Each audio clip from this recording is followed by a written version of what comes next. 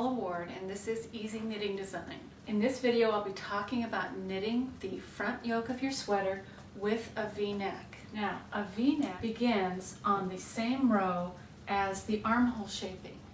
It's worked in two sections, left and right side.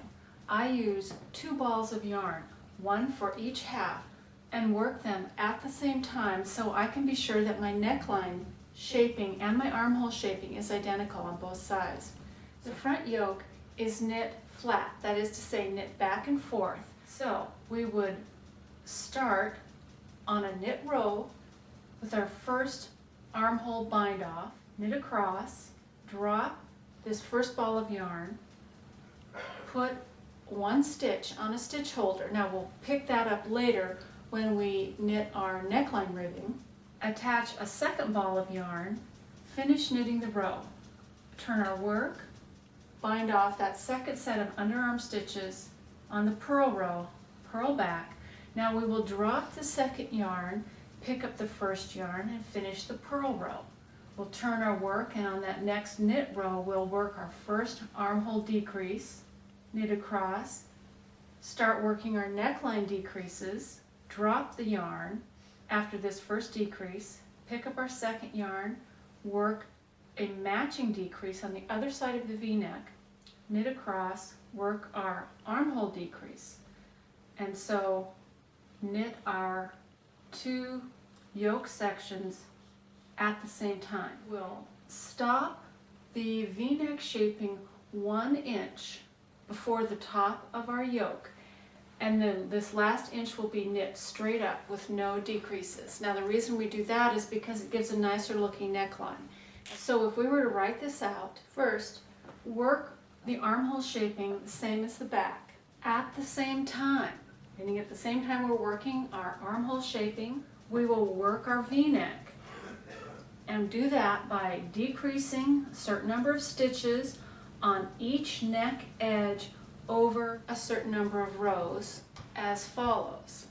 So we will work matching decreased stitches over this length, and we'll describe that in rows, and the as follows is where we will describe the pattern of decreases along that V-neck.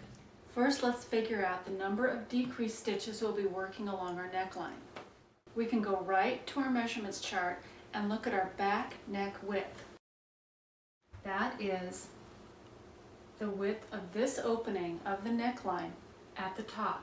Now on Nikki's sweater, we are adding 1 inch of ribbing.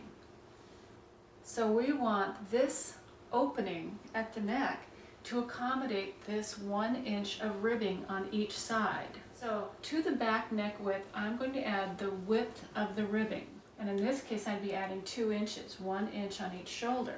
Those 2 numbers added together will give me the width of my neck opening.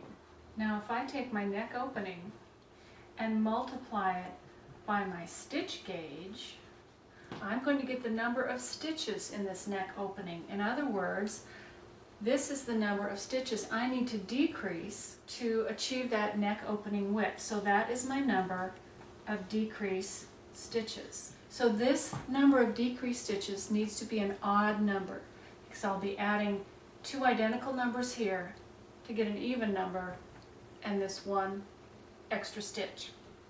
So I'll be rounding this number of decreased stitches to the nearest odd number. Now I'm going to subtract my 1 center stitch to get my neckline decreased stitches. However, I want to find out how many decreased stitches to make on one side only. So now I'm going to take this number of neckline decreased stitches and divide it by 2 to get decreased stitches on each edge. Now of course there's always one final wrinkle.